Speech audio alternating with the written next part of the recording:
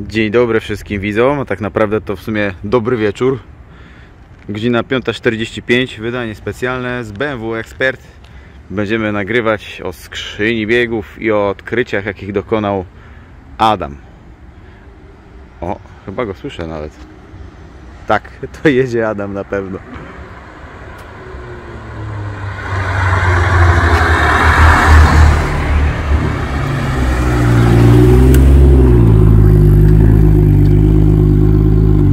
Kurde, naprawdę będzie wskazane użycie lampy. O nie! O tak! O Dzień dobry, nie. panie Adamie. Nie no, musisz to wyłączyć. To wiesz, że teraz cię nie widać? A to jest wszystko twoja Chodź wina, pod że lampę. nagrywamy o takiej wczesnej porze. Nie, nie moja, to jest twoja wina. Twoja. Nie? To ty nie masz czasu. Dobra, stajmy sobie tutaj cię już będzie dobrze widać. Adam, o czym to będzie odcinek? O tym, jak się wstaje o godzinie 4:30, żeby się z tobą tu spotkać. To jest naprawdę O mocnej kawie. ekspresowy odcinek. Tak. Umawiamy się już od 3 dni, dzisiaj się w końcu udało. Mam cię. Tak. Godzina musiała być nieprzyzwoita. O czym będziemy Znaczy nagrywać? nie, ja jestem bardzo wyspany wbrew pozorom i tego, co było ostatnio, bo ostatnio to byłem bardzo niewyspany. Dzisiaj jest w ogóle fajny No chyba poranek. zamykamy temat skrzyni, co?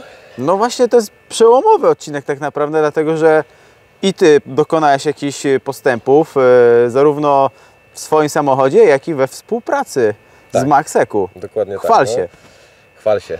Nie lubię. Nie no, dobra, generalnie chodzi o to, że mamy to. No. Skrzynia jeździ zajebiście, naprawdę, choć wiesz, nie lubię przeklinać, to trzeba użyć tego słowa, bo uważam, że znaleźliśmy się w punkcie, w którym mógłbym teraz śmiało powiedzieć wsiadaj i jedź. Naprawdę jest wszystko, mam nadzieję, że odczucia twoje będą podobne, dopracowane, doszlifowane i zrobione tak, jak być powinno. Ale ty rozumiem, coś odkryłeś? Były Dużo to rzeczy jakieś... się zmieniło, mnóstwo. To po prostu tak naprawdę, jak porównując do tego, jak wcześniej jeździliśmy, to jest przeryte wszystko do góry nogami. Okej. Dogadałem się z właścicielem Maxeku, dostałem testowego softa zrobionego stricte pod moje jakieś takie widzimisię. Choć na początku nie chciał w to wierzyć, to finalnie okazało się, że no, jakby wiesz, wszystko działa. Ja wiedziałem, że będzie działać, on może niekoniecznie, ale nie, jakby do brzegu. No, chłopaki zrobili swojego Mustanga, tam 1000, bodajże 200 N, 1300 N, założyli karbonowe sprzęgła. No tak, bo w świecie skrzyni nie mówi się ile mocy, tylko ile niuta. Tak, no bo tak naprawdę moment obrotowy niszczy skrzynię biegów i sprzęgła. No i generalnie limit tej skrzyni to jest takie 1000, między 1000 a 1100, w zależności jak bardzo jest wyjechana. Ale na seryjnych sprzęgłach? Tak, w totalnej serii. To Właśnie to jest te magia. wartości mogą cię nie zadowalać. No właśnie trochę nie i chłopaków też nie zadowalała, a jakby wiesz, dostępność, to co powiedziałem ostatnio, skrzyń tych generacji pierwszej jest praktycznie żadna, więc jakby wszyscy obazują na generacji drugiej. No Czyli i tej, którą masz ty. Tak, seria F. I zrobili cały soft, support i tak dalej, który tak działał poprawnie. To jest dobre słowo, działał poprawnie. Po prostu dało się na tym jeździć, ale jakby do pełni szczęścia, żeby tym autem podróżować na co dzień, czy cokolwiek takiego przystępnego dla użytkownika, no to było już tak różnie. Trochę brakowało. Tak, więc siłą rzeczy musieli jakby trochę pokłonić się nad tematem. Ale problem był taki, że tutaj w tej skrzyni nie da się zrobić adaptacji sprzęgieł na aucie, z którego ta skrzynia nie pochodzi. Czyli wyciągasz ją z rodzimego samochodu i tak naprawdę jest kupa, bo nie zrobisz tej adaptacji sprzęgieł. Okazało się, że nie trzeba jej w ogóle robić. Wow. Że skrzynia te jakieś adaptacje sobie sama nadpisze i będzie to działać. Chłopaki włożyli jakieś tam wzmocnione karbonowe, czy jakieś takie mocniejsze sprzęgła, które są podobno tam nawet na 1800 N. Zrobili testy na hamowni, zrobili kilka poprawek, powiedzieli, że no jest fajnie, wysłali mi tam jakieś filmiki, ja poprosiłem o swoje poprawki, zrobili dla mnie soft testowy. Na tym softie testowym ja już dopracowałem wszystko, puściłem im zwrotkę. No i w tym momencie gdzieś tam myślę, że będzie że jakby kolejne już takie, myślę, że oficjalne wydanie z rzeczami, które już są zaimplementowane w ten sposób, że użytkownik nie musi dopisywać swoich różnych dziwnych ustawień, żeby po prostu ta skrzynia działała. Ja w tym momencie mam to zrobione oczywiście po swojemu i chyba raczej nie będę tego zmieniał, bo pewnie dostając jakby takiego, wiesz, już oficjalnego softa, będę musiał to wszystko wyrzucić i na nowo ją delikatnie gdzieś tam, wiesz, dopracować. Czyli chcesz powiedzieć, że twoja współpraca z Maxeku zaszła do takiego etapu, że jedna z aktualizacji jest by Dr. Leo from Wrocław? Może nie tak do końca, wiesz co, tam jest bardzo dużo osób, które nad tym pracują i tak dalej. No ja jakby wiesz, że No ale siedzę 5 w tej groszy skrzyni... będziesz miał, tak? Nie, no tak, myślę, że nawet z 7. Okej. Ja siedzę w temacie tej skrzyni bardzo długo, bo tak naprawdę od 2018 roku, czy nawet 2017, więc jest naprawdę to sporo czasu i sporo zupy zjedzonej. No tak, to pierwsze lata pracy z tą skrzynią było oparte o inny sterownik, tak? Ale to też pracowaliśmy doświadczenie. z Bartkiem, ale to chodzi bardziej o to jakby o zasadę działania tej skrzyni, tak? Kiedy ona ma ciężej, kiedy się źle zachowuje i tak dalej, i tak dalej. Jest tego naprawdę ogrom. Nie sposób to w ogóle wymienić.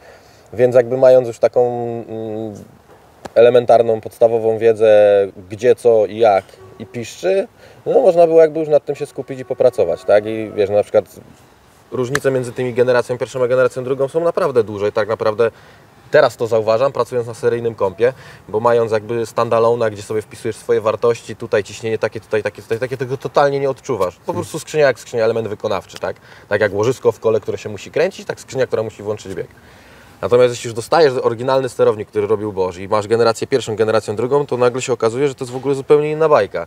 I jakby robiąc swoją skrzynię miałem, no wiesz, no mam warsztat, gdzie tych aut się mieli bardzo dużo i przyjeżdżają bardzo różne samochody, więc miałem w międzyczasie Zetki z DCT-1, 335 IS-y, miałem M3, M4 i tak dalej, i tak dalej. Każdym z tych aut jeździłem, każdym z tych aut sprawdzałem go w jakichś głupich, dziwnych warunkach i w ogóle najzabawniejsze jest to, że nagle zaczynasz odkrywać rzeczy takie, że seryjna skrzynia w seryjnym aucie też się gubi w różnych dziwnych sytuacjach. Umiesz wywołać taki scenariusz. Tak, ale to jest normalne, po prostu to jest skrzynia, która jest stworzona do motorsportu, ona nie może być delikatna, wiesz, dla użytkownika, wiesz, głaskać cię po głowie i tak dalej, aczkolwiek ta głaska, co zaraz sam się przekonam. Może powinienem zacząć od tego pytania, ale przypomnijmy, będziemy mówić o jakim setupie. Skrzynia jest całkowicie seryjna, tam nic nie jest w niej zmienione. Nic nie jest w niej zmienione, skrzynia jest totalną serią, jest do niej wpięte 5 bądź 6 przewodów, jest połączona pokanie z Maxeku. Czyli sterownikiem komputera, sterownikiem silnika. Tak, no i jest zmieniony soft w skrzyni, taki, który po prostu usuwa Ci potrzebę posiadania przez skrzynię oryginalnego ABS-u, jakichś innych modułów i wycięty jest z Czy tak jakby jest taka odblokowana. Dokładnie, jest odblokowana, taka gotowa do współpracy. No dobra, to co? Wyjedźmy. Chwal się. Chodź. To jest dla mnie wielka nadzieja, dlatego że do tej pory jeszcze nie zobaczyłem tak zrobionej skrzyni na jakimś zewnętrznym sterowniku, który by współpracował ze skrzynią tak, żebym powiedział, o, chcę to mieć. Bardzo mi się podobała wizja HTG, czyli że możesz sobie wrzucić dowolną skrzynię do dowolnego auta, ale nie jeździło to nigdy tak, żeby stwierdził, robimy najgorszą zmianę biegu. Czy tamta wcześniejsza? Kurczę, uwagi. Najgorsze jest to, że będziemy teraz gadać o takich rzeczach, których widzowie nie zobaczą, nie poczują, nie zobaczą. A czy ty też tego nie poczujesz? Nie, no ja czuję, że, o to, że ja czuję, że nie czuję i mam pewność, że było płynnie. No właśnie, a teraz to była najgorsza. Dlaczego? Bo masz największą różnicę wałków. No między 1 a 2. 1 a 2, 2, 3, później już jest lepiej. Znaczy później już jest łagodnie, bo masz mniejszy przeskok. Mniejsze różnice obrotowe. No to wiesz, każdy, kto robi międzygazy przy redukcjach, wie, że z 2 na 1 jest najgorzej. Nie wiem, czy jest w ogóle potrzeba robienia międzygazu z 2 na 1. No, czasem dla szpanu przed dziewczyną na randce, że niby umiesz. To lepiej strzelić z launch controla. Kurde, no nie do wiary, o jakiej my godzinie nagrywamy. I zobacz, jaki już jest ruch, to jest w ogóle wschód słońca. Najgorsze w tym wszystkim. Można byłoby pomylić, że to jest zachód. Muzyczkę przyciszymy.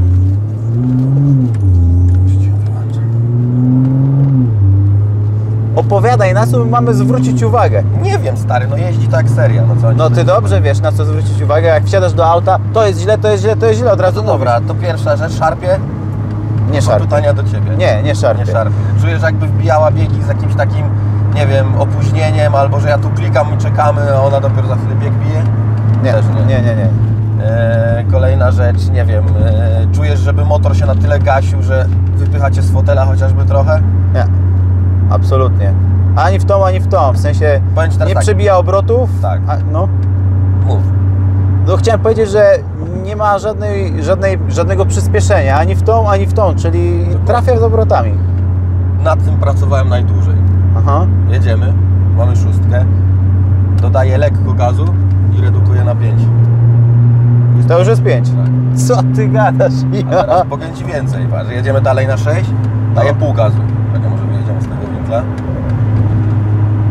To mi zajęło najwięcej czasu. I co teraz robisz? Mamy pół gazu, znowu 5, już biec jest. Czyli z przyspieszeniem. Tak, Okay. A teraz włożę jej do podłogi. Z tego samego biegu cały czas jedziemy z 6 na 5. Podłoga, dajmy mu się trochę napędzić. To jest podłoga? To masz duże turbo. No ale wiesz o co chodzi? To chodzi o obciążenie, nie? Że, wiesz, że skrzynia liczy sobie ten moment No. i dla niej nie ma znaczenia ile go wyliczy, bo za każdym razem... No dobra, a gdybyś zrobił to, co teraz zrobię z 6, podłoga i na przykład 5, 4. To zaraz to zrobimy. Czekaj, bo jest jakiś ścigant się do nas dokleja, ale jakimś nietypowym wozem. Policyjnym. Nie, puścimy go. Nie, on chyba nie chce jechać. No. Wow. Naprawdę jak seryjny wóz. Myślę, że śmiało mogę powiedzieć, że moje Megane nie zmieniłoby tak dobrze biegu. No, seryjna MK chyba też tak nie zmieni, bo tam jest troszkę inaczej to zrobione. Ona delikatnie wrzuca sobie obroty minimalnie w górę, No. po czym szuka tego biegu. I zbija To te jest zrobione tak, że on odpuszcza sprzęgło i jak widzi, że mniej więcej obroty zaczynają mu się zgadzać ze sprzęgłem tym, Załącza. na które się włącza, to dopiero tam to włącza. Dlatego jest taki fajny, miękki ślizg w to sprzęgło, nie? Czyli nie ma tego efektu przestrzeliwania obrotów, Nie. o którym kiedyś mi mówiłeś. To jest o czym innym Ci powiem. To jest, chodzi o zmiany biegów z międzygazem. To zaraz. Okej. Mam nadzieję, że nas dobrze widać o tej porze.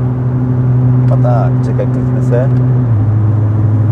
A, coś widać, nie jest źle. Chodziło o to, że z międzygazami było tak, że nie przestrzeliwaliśmy tyle obrotów, co opadały nam za nisko, zanim auto zasprzęgliło bieg. Czyli robiliśmy tak, że na przykład teraz redukujemy bieg w dół, skrzynka nam podbija, znaczy silnik nam elegancko podbija biegi do góry i w momencie, kiedy ma zasprzęglić, one opadają, ona je dopiero zasprzęgla i wracają do miejsca, gdzie miały wrócić. Czyli tak jakby wszystko za wolno. Już tego nie ma. Aha, a zrób jeszcze raz. A zrób jeszcze raz. Wow. Naprawdę, wszystko było w punkt. Tak. Dobrze, a wiem, że zawsze były Szybkie zmiany biegu.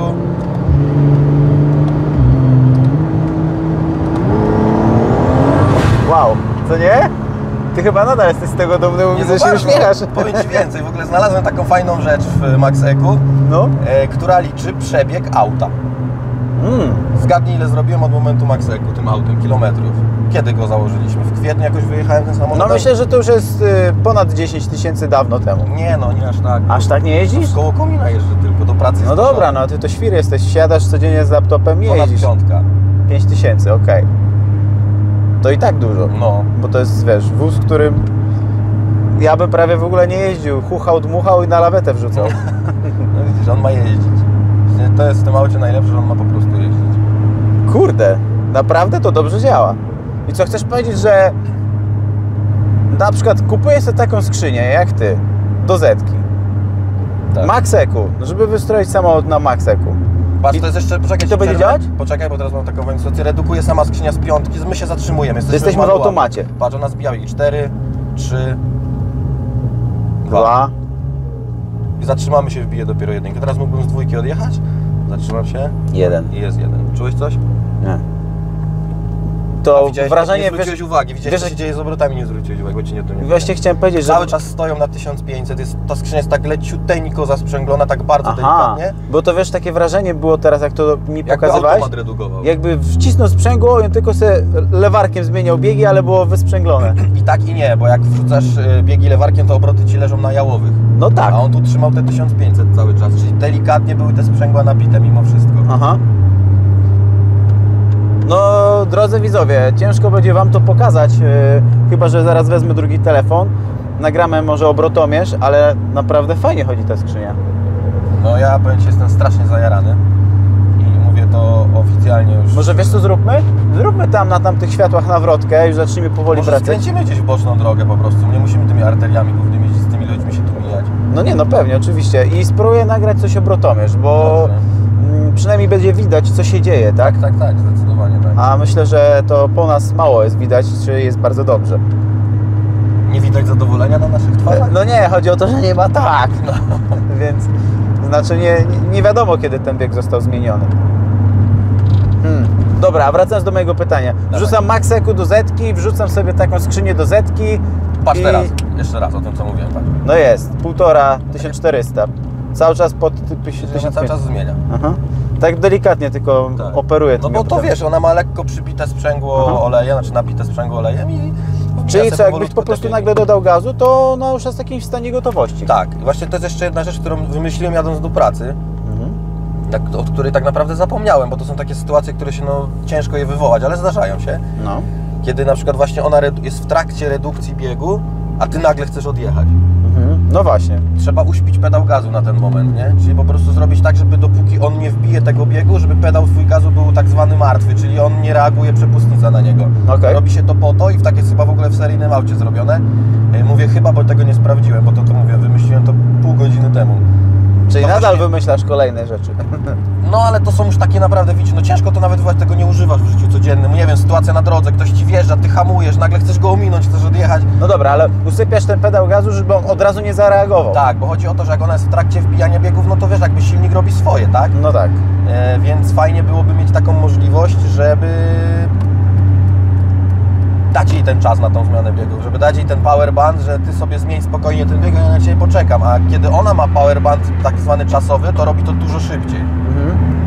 Rozumiesz, nie? Rozumiem, no bo jeżeli by dodać... Nie ingerujesz jej dziwnymi rzeczami, jak obroty, pedał, bo ona to wszystko widzi, jaki ty masz obroty, jaki masz pedał gazu i tak dalej, i tak dalej. Kiedy ty jej nie robisz pod górkę, to ona robi to dużo szybciej, sprawniej i łagodniej. Kiedy ty jej zaczynasz stwarzać problemy, jakby górki i tak dalej, to ona się oczywiście robi wszystko, żeby się przed tym bronić, więc na przykład nie wepnie ci tego sprzęgła, żebyś cię nie kopnąć, żeby ci nie wyłamać na przykład napędu półosi czy cokolwiek, bo może być tak, że ty, wiesz, chcesz odjechać, dodasz gazu, motor ci się wkręci na 6000, a ona wtedy zrobi łup. No właśnie, chciałem to powiedzieć, że... Więc ona czeka, za każdym razem aż te obroty nie pójdą w górę. Aż obroty spadną, moment obrotowy się wyzeruje i do takich wartości, że ona czuje się bezpiecznie, dopiero ona wtedy sobie włączy ten bieg.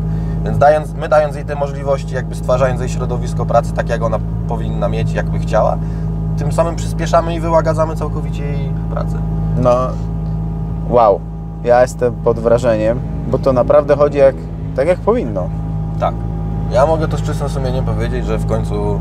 Zapraszasz na jazdy testowe. Tak, nie ma wstydu w ogóle, wiesz, jest jakby zrobione, myślę, to tak, że a ciekawe, się działo... to co my teraz pokazaliśmy, to była jazda taka, no już uliczna, zwykła, cywilna bym powiedział. Pamiętaj, że to jest skrzynia siłą rzeczy zdjęta z motorsportu, wyjęta z toru, więc ona przy ekstremalnych warunkach działa super. Ona ma największy problem w takiej jeździe, jak my teraz się poruszamy. Okay. To jest dla niej rzecz, z którą ona... Ja myślałem, że coś innego, że przez to, że z seryjnym sterownikiem to jest najbardziej cywilna jej wersja i że z taką jazdą nie będzie miała problemu. Nie, w drugą stronę. Okay. Ona generalnie jak dostaje koksu, dostaje, wiesz, do ładowania i tak dalej, to tam się już nic złego nie dzieje.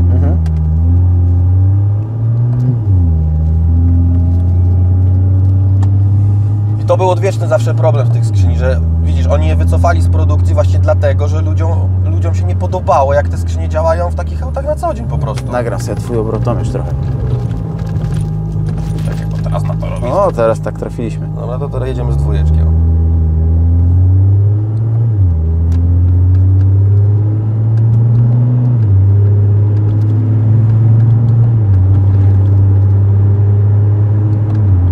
Ona na przykład w takiej jeździe, jak my teraz mamy, czasy zmiany biegów ma na poziomie 300 milisekund. Bardzo szybko, bardzo. Ale jest bardzo wygodnie, w sensie nic nie łupie. Dokładnie, a kiedy ją przełączymy w ten tryb trzeci, chociaż ja nie lubię tego trybu trzeciego, bo ona w tym trybie trzecim no jest strasznym harpaganem i naprawdę wykorzystuję go tylko w takich sytuacjach, że naprawdę trzeba pojechać, bo ona potrafi tak, wiesz, łupnąć tymi sprzęgłami, tak szybko to zrobić, że czujesz na silniku normalnie, że ona silnik sama przygasza. A spróbuj teraz zrobić redukcję. No wow. Teraz to widzimy, że to po prostu trafiło idealnie w obroty.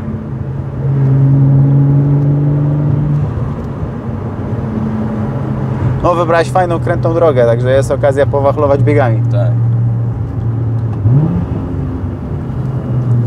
To było fajne.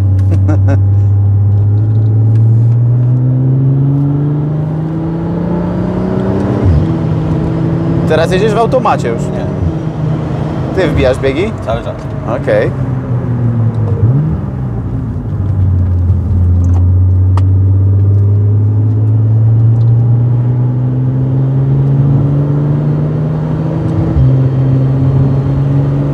Fajne takie burknięcie jest. Tak, bo to burknięcie się pojawia, to jest troszkę tak pomieszane w tych mapach, bo kiedy jedziemy normalnie, to im więcej mocy nabieramy, tym mniej cofamy zapłon, a więcej wycinamy zdarzeń zapłonowych i w drugą stronę. Im jedziemy spokojniej, tym nie wycinamy zdarzeń zapłonowych, cofamy zapłon. Jest to po to zrobione.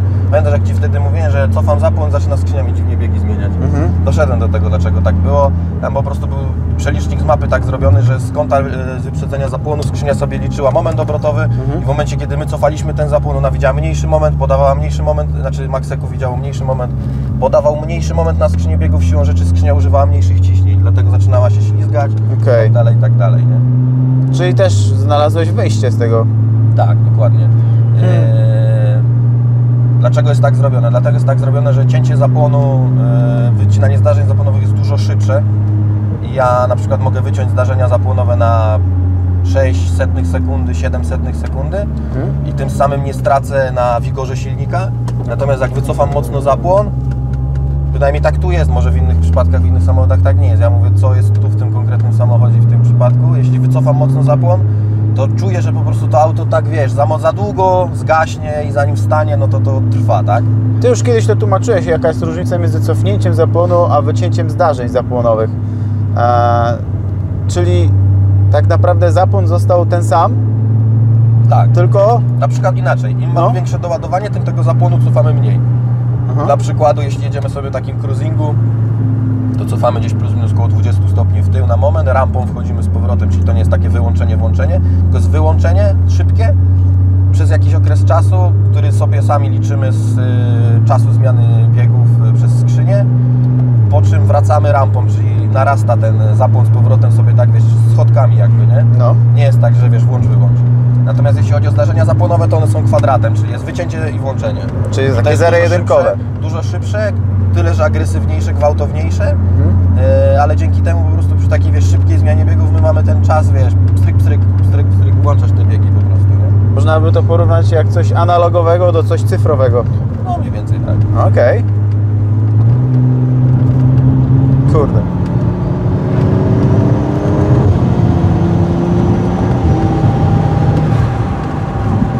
Wow. To co ty teraz będziesz robił, jak już skończyłeś pracę nad tą skrzynią? Maluję auto. No chyba nie to, 8. To. Tak? To będziesz lakierował? Jaki kolor? To ten co był. Po prostu już uznałem, że trzeba odświeżyć wóz. Powoli kończymy z performancem w tym samochodzie. Jeszcze wstawimy ten rozpórkę z tylnego wózka.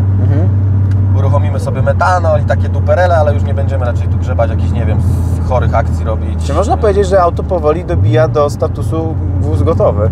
Tak, wóz gotowy do użytku. Kurde, fajnie, zazdro.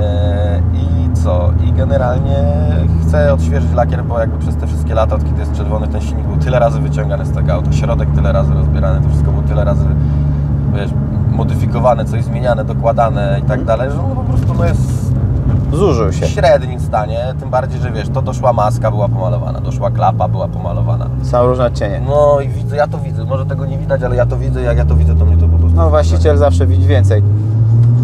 No to tak naprawdę chyba kończąc odcinek o skrzyni... Poczekaj, jeszcze się zaraz przejedziemy trochę agresywniej. Tak? Agresywniej? Tak. Kurde, nawet nie musiałem Cię na to namawiać. Znaczy, inaczej. A kiedy jedziesz na hamownię? Wiesz co, chciałem jechać już 2 tygodnie temu, no, ale Kacper poszedł na urlop, hamownię mi zamknęli, była ćwiartka w Oleśnicy, chciałem się tam udać tym autem, ale się niestety nie udało. Muszę zmienić wałki przed hamownią, nie chciałem tego robić, ale niestety te szklanki tak głośno tłuką już. Czyli Ty nadal jeździsz na tych ostrzejszych wałkach? Tak. I nie chciałem tego robić, chciałem sprawdzić po prostu różnicę między tymi wałkami, ale no, mógłbym to zrobić, tylko dla mnie to jest w tym momencie bez sensu robota, bo nie mogę uruchomić seryjnych knock sensorów, które są w Maxeku, bo jak dokręcam motor tam powiedzmy powyżej 5500, 6, to co by się nie działo, jakie by nie było doładowanie, ile by nie było zapłonu, tak te gwałki grają, tak ta głowica trzaska, że knock sensory dostają wścieklizny, nie? Głupieją. Tak. Więc muszę to po prostu zrobić. Czyli te wałki, które gdzieś tam kiedyś Telfordy mam kupione. Nagrywaliśmy, to jeszcze ich nie założyłeś? Nie. No dobra, to tu będzie okazja raz jeszcze nagrać ten licznik. Wrzucimy sobie tryb drugi skrzyni, żeby było trochę szybciej. Czyli to był tryb pierwszy cały czas, tak? Tak. Okej.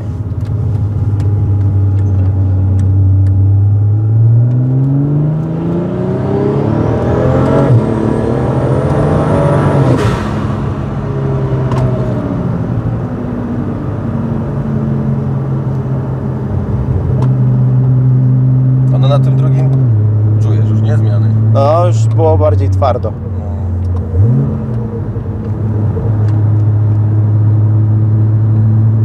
No to nie pojedziemy sobie. Dobra, poczekamy i pojedziemy, spokojnie. To jest magia YouTube'a. Będziemy wycinać zdarzenia YouTube'owe.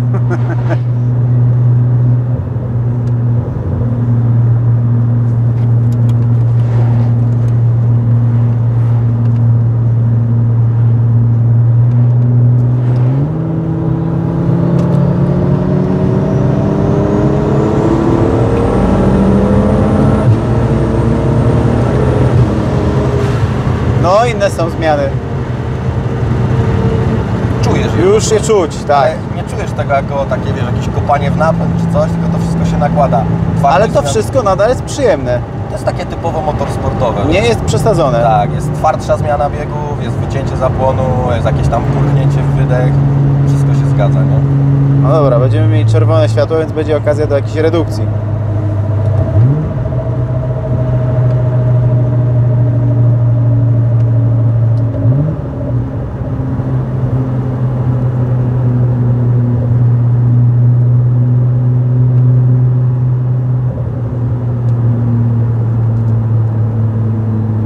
Nagram trochę takiego materiału bez naszego komentarza, żeby ludzie sobie mogli po prostu poobserwować, jak to pracuje.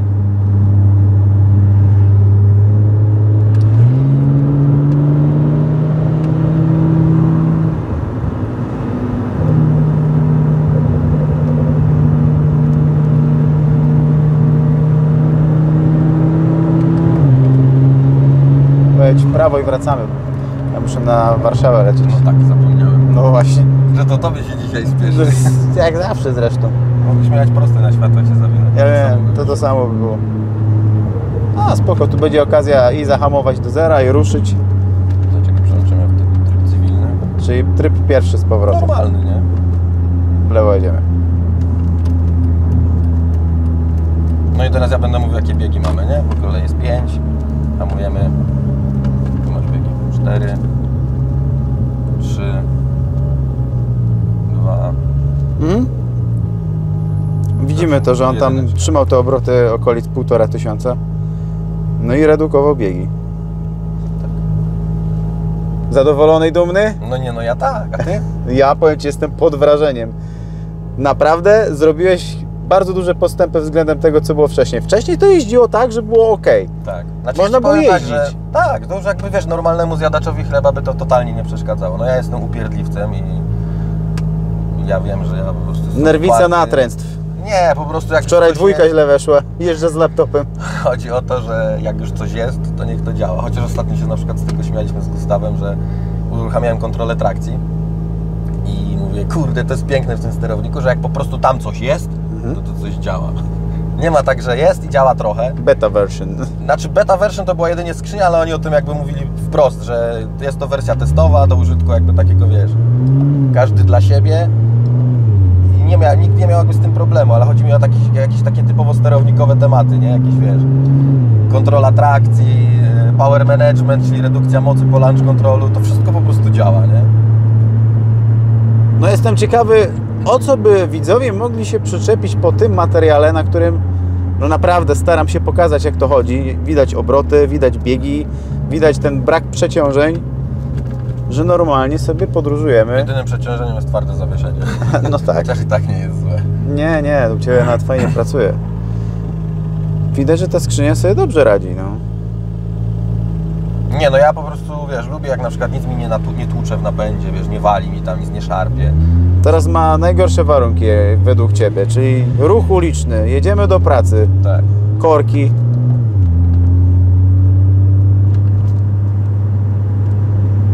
To do tego odcinka to by się przydały napisy po angielsku. Możemy je zawsze jeszcze kiedyś dodać. No, popracujemy nad tym.